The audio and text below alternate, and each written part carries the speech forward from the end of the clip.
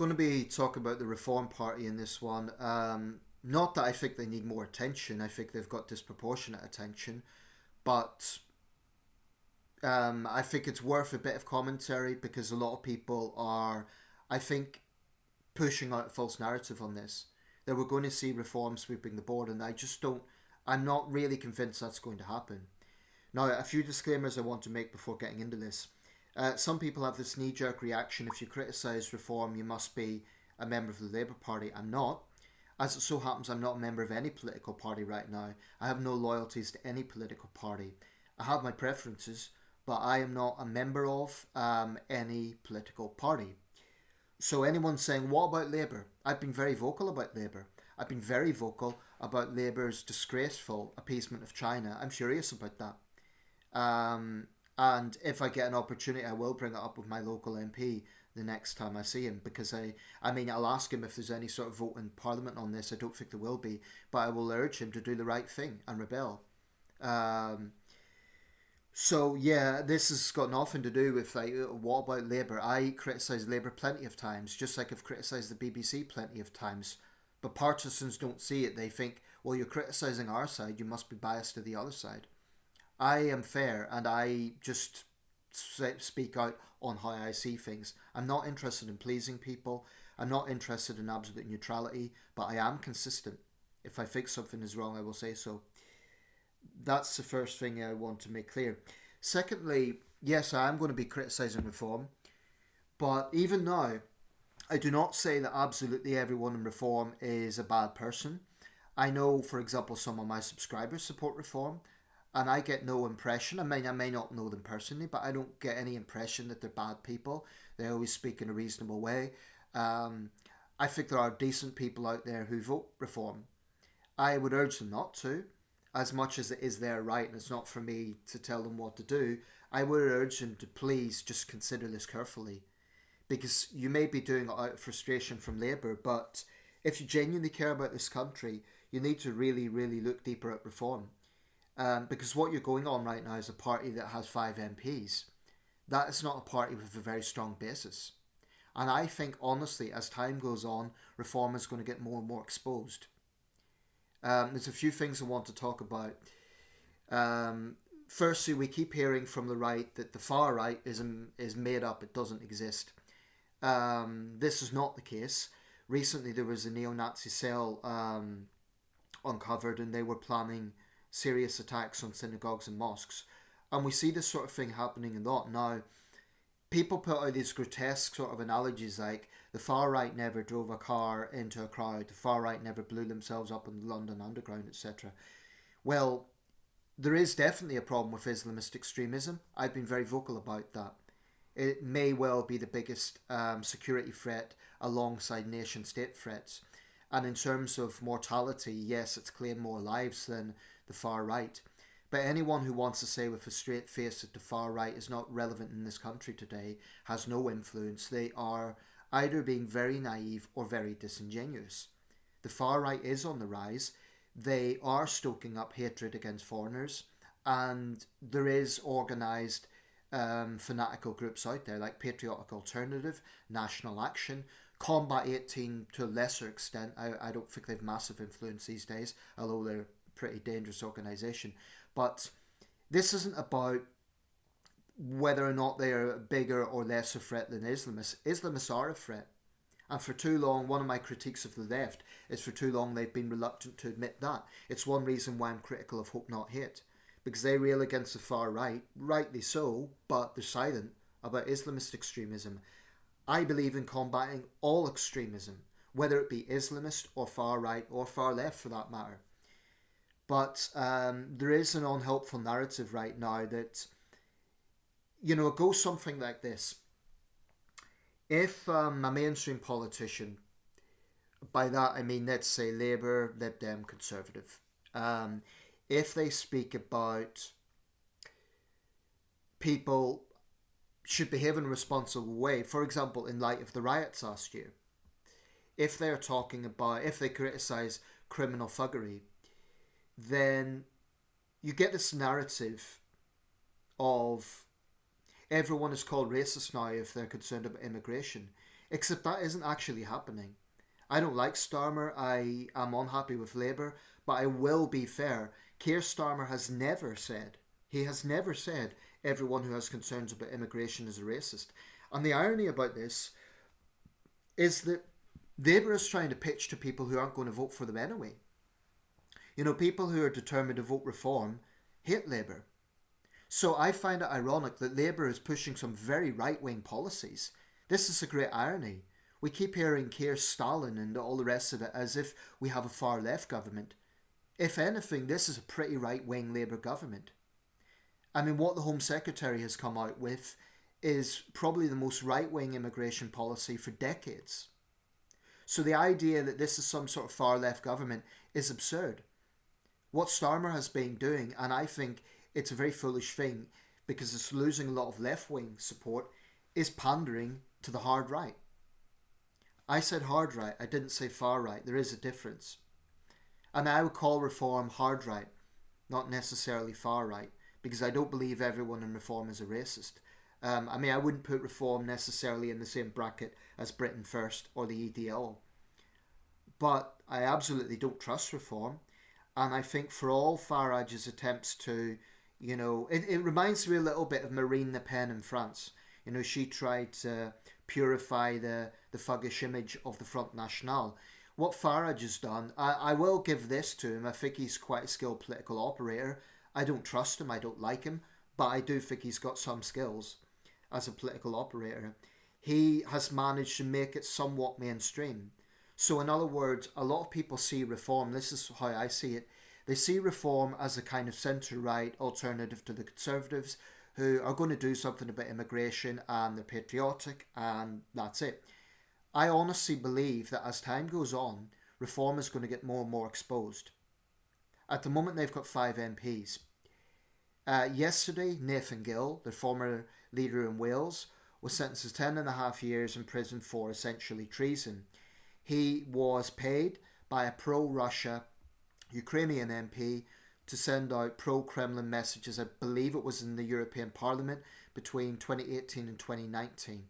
Now, if you're being paid for something, that's not a matter of conviction. Frankly, if it was conviction, I still think he should be scrutinised. But he's a traitor, and he's rightly been brought to justice. But I do not think that Nathan Gill is alone.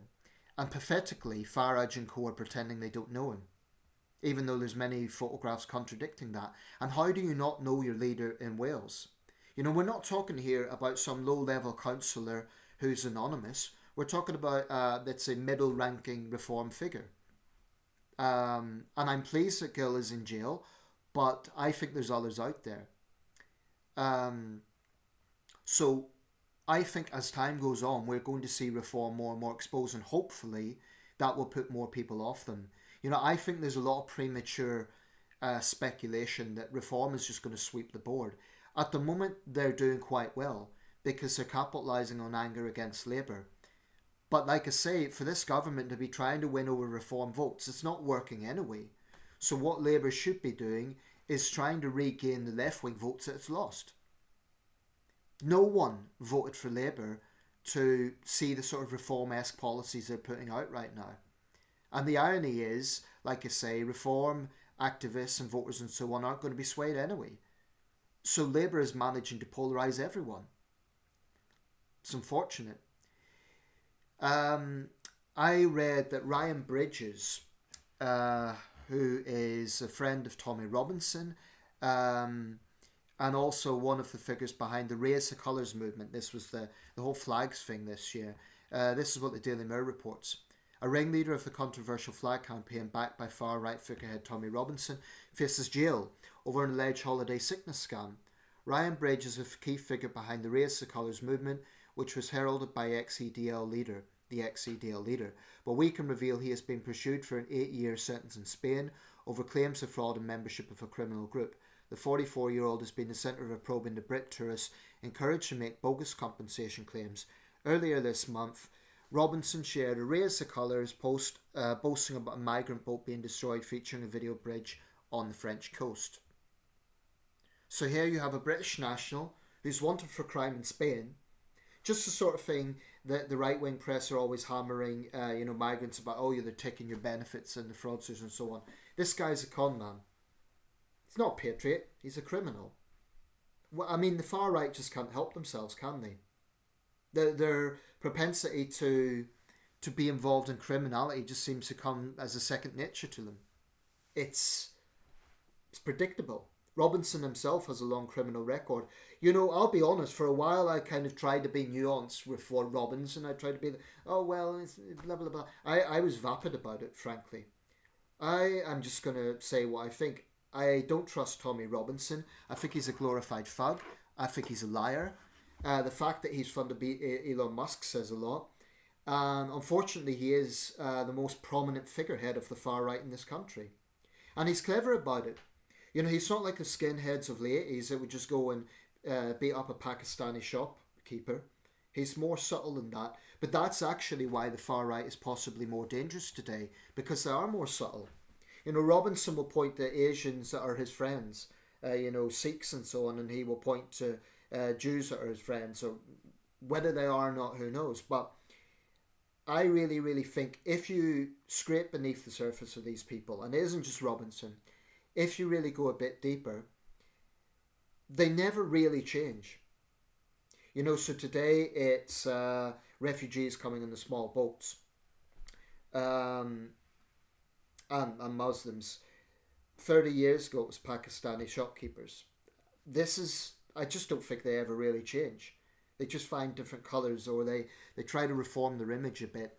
I wouldn't trust one of them. And I think that the fact that the far right are on the rise in this country, some of that is because of genuine frustration with the immigration issue.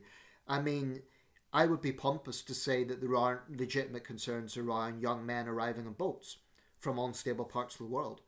If you're living on the Kent coast, then it's all very well being, the liberal elite in London and talking down on that. There will be legitimate concerns.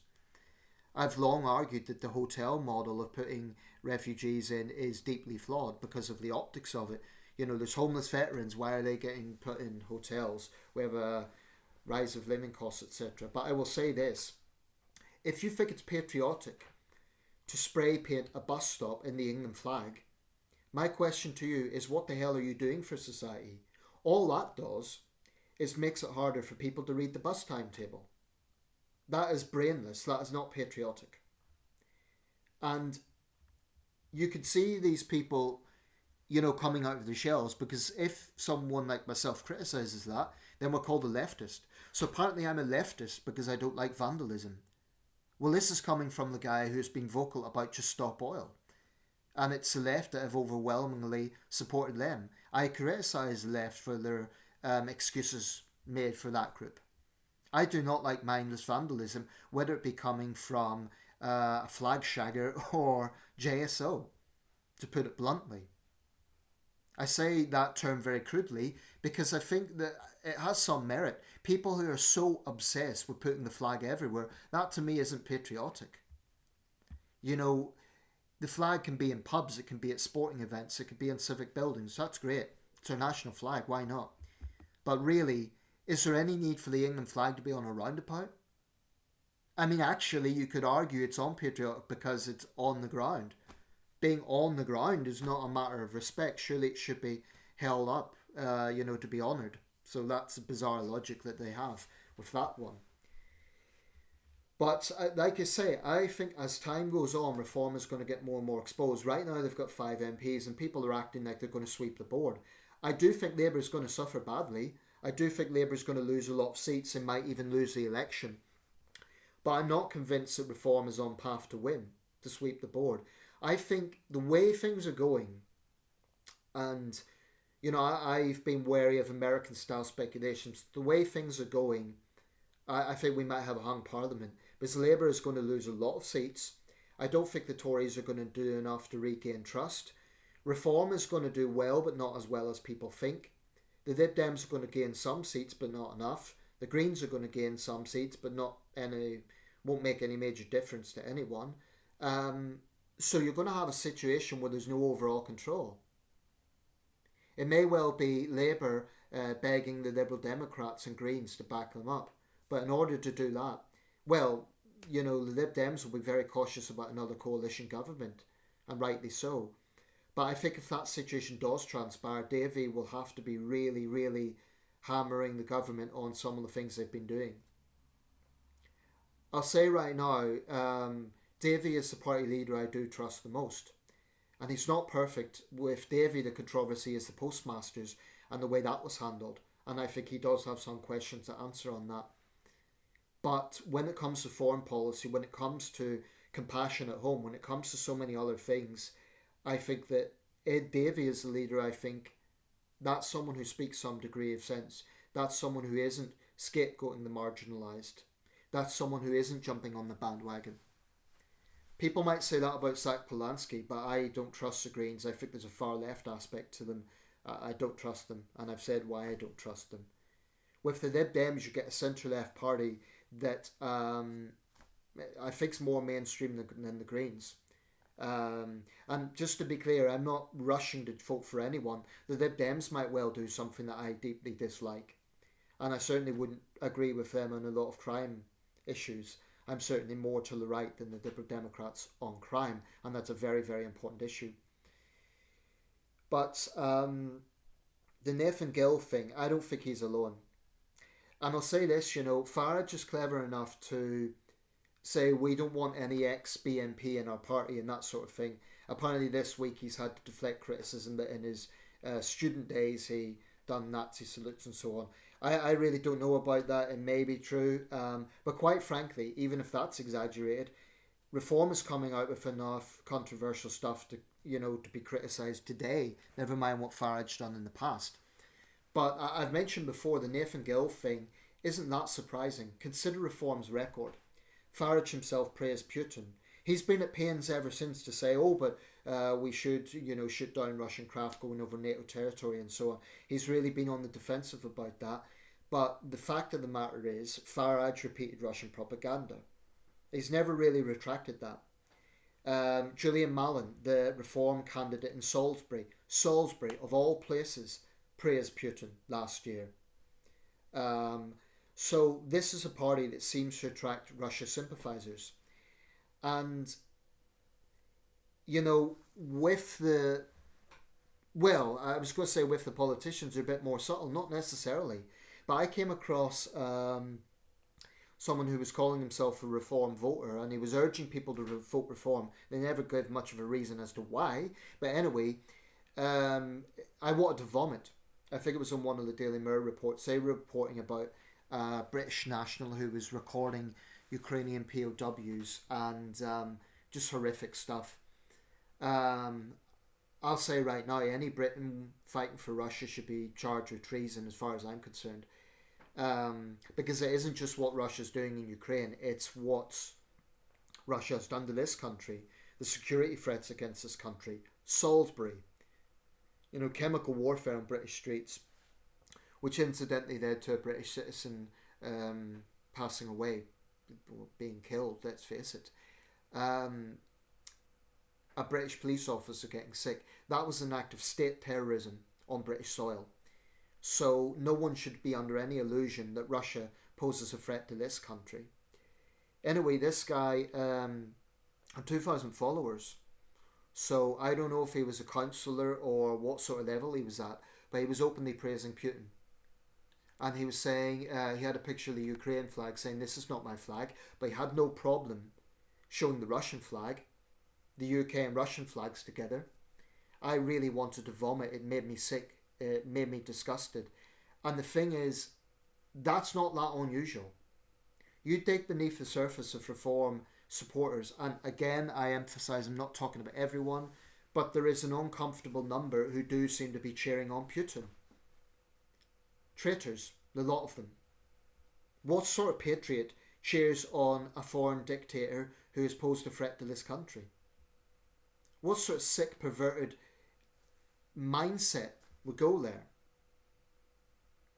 I mean, it's sickening. It is sickening. But in a way, the more that they spout out this stuff, the more Reform gets exposed. I think what we're going to see is Reform will get a few more seats. They will. But I don't think they're going to do as well as people think. Because let's say even if there's an early general election, even next year, there's enough people who are uneasy about reform right now, and this Nathan Gill thing isn't going to do them any favours. That they're going to be disappointed. They'll probably gain a few seats. They might even gain a lot of seats. But, they're talking about being in the next government. I don't think at this, a few weeks ago, if you'd asked me, I thought maybe they'll do enough to be the official opposition. I'm not so sure now. If Kimmy Badenoch plays her cards right, she might regain trust in the Tories. But frankly, I don't think much of the Tories. I think they're also trying to out-reform reform. The decent sort of moderate right of the Tories is being pushed aside. Right now, Badenoch's party is pushing to the hard right. They're trying to out-Farage. So that's the way we're going. So is Labour. It's just sad to see. But anyway, I am sick and tired of people saying that there's no far-right problem in this country. I am sick and tired of the vilification of migrants. And I'm sick and tired of people who call themselves patriots but then do unpatriotic things, like cheer on Putin or vandalise bus stops. If you're going down a street, chanting like a football hooligan, you're not helping society. You're a drag on society as far as I'm concerned. All you're doing is engaging in yobbish behaviour that's intimidating people. That's nothing to be proud of. It's not strength. Certainly not patriotism. So that's how I see it.